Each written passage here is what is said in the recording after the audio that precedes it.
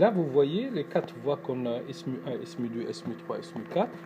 Qu'est-ce qu'on fait? On attribue par défaut un nom de tension, un nom de courant.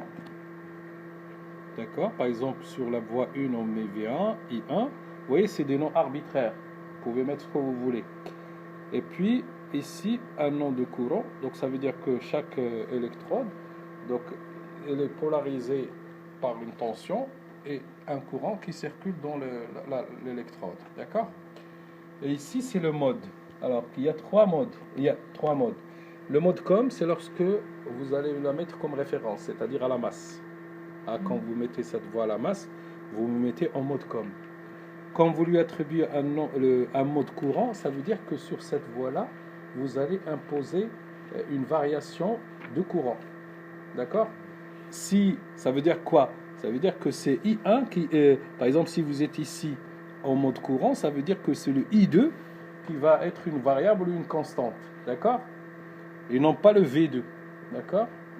Si vous êtes en mode V, par exemple ici le I3, le SMU3, il est en mode V, ça veut dire que c'est le V3 qui va être soit une constante, soit une variable. D'accord?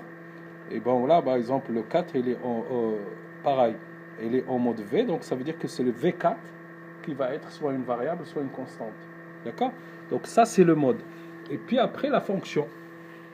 On attribue une fonction, soit une constante, soit la variable numéro 1, auquel cas, voilà, c'est ce qu'on trouve sur l'axe des X. Ce qui, on va faire. Par exemple, ici, vous voyez, alors, qu'est-ce que ça veut dire ici par défaut? Donc, la variable 1 ou 1, elle est en mode quoi? En mode V. Donc, c'est le V3 qui va varier. D'accord? C'est le V3 qui varie. Et donc, voilà. Alors que la variable 2, comme on est en mode I, c'est le I2 qui va varier. Donc, ça veut dire que dans cette configuration par défaut, on aura un paramètre, soit un courant, soit une tension, en fonction de quoi? La variable 1, c'est-à-dire en fonction de V3, pour différentes valeurs de I2. C'est ça ce que ça veut dire. Donc, pour avoir un réseau de courant. Donc, ce qu'il faut savoir, c'est que, bon, ça c'est par défaut, mais par contre, bon, heureusement, dans l'appareil, on a des programmes déjà prédéfinis. Par exemple, ici, quand on veut tracer des courants ID en fonction de VDS ou VGS, d'un transistor à effet de champ, il suffit de sélectionner cette touche. Fait VDS ID. Donc, ça veut dire que avec ce menu-là, on peut tracer ID en fonction de VDS pour différentes valeurs de VG. Pourquoi? Parce que vous voyez, donc, le programme, il nous met la source sur la voie 1, le drain sur la voie 2 et la grille sur la voie 3. D'accord? Et donc, le V, il est en mode, le drain est mode V est déclaré comme variable 1 et la grille en mode V comme variable 2. Donc, ça veut dire que je peux avoir le ID en fonction de la variable 1 qui est VDS pour différentes valeurs de la variable 2 qui est VG. D'accord? Bon, moi je vais utiliser un transistor MOS. Bon, il me faut 4 électrodes parce que le MOS, il y a le drain, la source et la grille, mais aussi le substrat. Donc je vais ajouter le substrat sur la voie 4.